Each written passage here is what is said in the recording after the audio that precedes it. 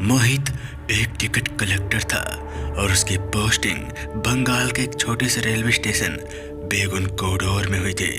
रात का समय था। मोहित रिक्शे में बैठकर पहली बार वहां जा रहा था। मोहित वहां पहुंचा ही था कि रिक्शा वाला हर बराते हुए मोहित से पैसे मांगने लगा। उस रिक्शे वाले के चेहरे पे पसीना साफ साफ दिख रहा था। ऐसा लग रहा था जैसे वह किसी चीज से बुरी तरह से घबरा उठा है। मोहित अपने वॉलेट से पैसा निकाल ही रहा था कि तभी वह रिक्शा वाला उससे कहने लगा, अयो जल्दी करो साहब, मुझे जल्दी जाना है। मोहित के पास खुले पैसे नहीं थे।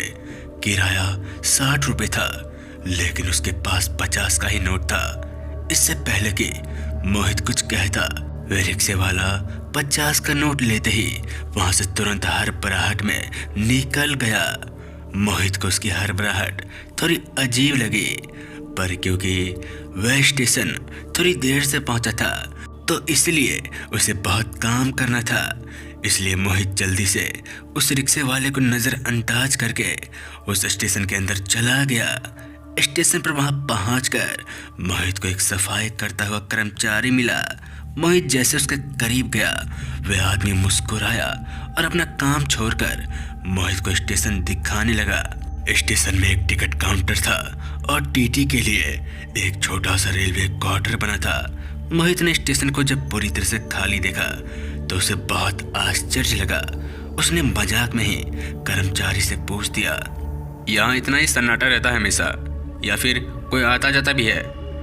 ये सुनते ही उस कर्मचारी ने कुछ अजीब सा जवाब दिया, कोई आए या ना आए, वो तो जरूर आएगी। हाँ, वो जरूर आएगी। इतना कहकर वह कर्मचारी चुप हो गया।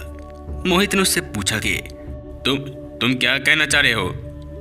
इस पर वह कर्मचारी चुप रहा और बात को टालने के लिए मोहित के लिए चाय लेने चला गया। आज मोहित की उस स्टेशन पर पहली रात थी। मोहित ऑफिस में बैठा कुछ रजिस्टर अपडेट कर रहा था कि तभी जोर से ट्रेन की आवाज आई। रात की पहली ट्रेन जो बेगुन कोडोर रेलवे स्टेशन से गुजर रही थी, उसे चार्ट के हिसाब से तो यहाँ पर रुकना चाहिए था, पर वह ट्रेन बिना रुके स्टेशन से आगे जाने लगी। इतने में मोहित ने देखा कि एक लड़की ट्रेन के पीछे पीछे दौड़ रही थी। मोहित जैसे ही उठकर प्लेटफॉर्म पे पहुंचा तो वहां उसे कोई नहीं दिखाई दिया। उसे लगा कि ये सब उसका वहम है, इसलिए वह वापस ऑफिस में चला गया। करीबन 40 मिनट बीतने के बाद एक और ट्रेन स्टेशन पर आई, पर वो ट्रेन भी बिना रुके वहां से निकलने लगी। मोहित ट्रेन के बारे में कुछ सोच पाता इससे पहले उसे फिर से वही लड़की ट्रेन के पीछे पीछे दौड़ती नजर आई। मोहित ने उस लड़की को काफी आवाज लगाई, लेकिन वह लड़की ट्रेन के पीछे पीछे भागती रही और भागते भागते हवा में ओझल हो गई। मोहित को अजीब लगा और इसलिए उसने सोचा कि इस बार अगली ट्रेन का इंतजार करूंगा। उसे लगा कि ट्रेन का ड्राइवर उसे सामने देखकर रोक देगा। कुछ देर इंतजार करने के बाद एक और ट्रेन आई।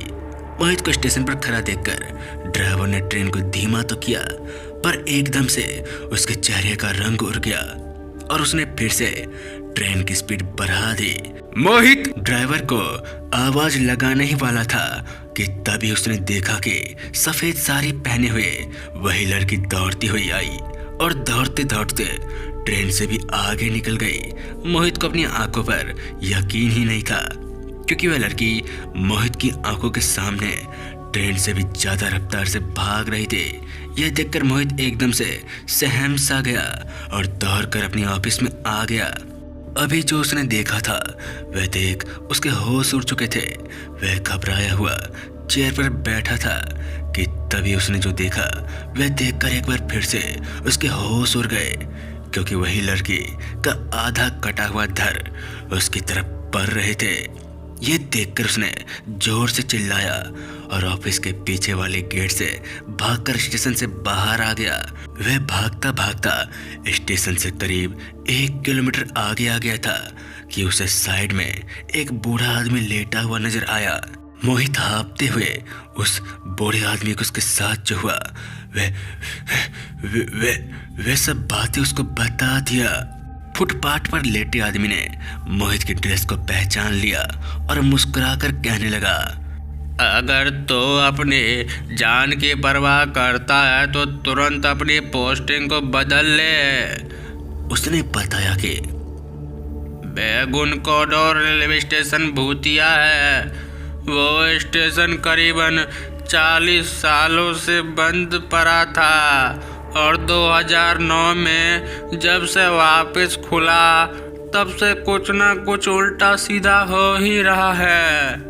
कहा जाता है कि आज से करीब 50 साल पहले इसी स्टेशन पर एक लड़की की ट्रेन से कटकर मौत हो गई थी। सभी का मानना है कि वह स्टेशन वाली आत्मा उसी लड़की की है और वह ट्रेन का पीछा करती है। इस स्टेशन पर रात के समय कोई भी ट्रेन नहीं रुकती है और इस स्टेशन से जो भी ट्रेन गुजरती है वह लड़की उस ट्रेन का पीछा करती है और तेजी से भागती है। तुमसे पहले भी जितने कर्मचारी यहाँ पर काम करने आए थे उन्होंने मानसिक संतुलन खो दिया और तो और उनके साथ दर्दनाक हादसा हो गया। ये सब सुनकर मोहित अपने गांव सब कुछ छोड़ के वापस लौट चला गया। इस वजह से उसे नौकरी से कुछ महीनों के लिए सस्पेंड कर दिया गया। तो दोस्तों, आपको क्या लगता है, बैगुन कोडोर रेलवे स्टेशन सच में भूतिया है या नहीं? आप कमेंट में बताइए। अगर दोस्तों आपको कहानी अच्छी लगती है तो हमारे चैनल फियर पॉडकास्ट को लाइक, सब्सक्राइब और शेयर करना ना भूलें। मिलते हैं ऐसे ही डरावनी कहानी के साथ। तब तक के लिए जय हिंद, जय भारत।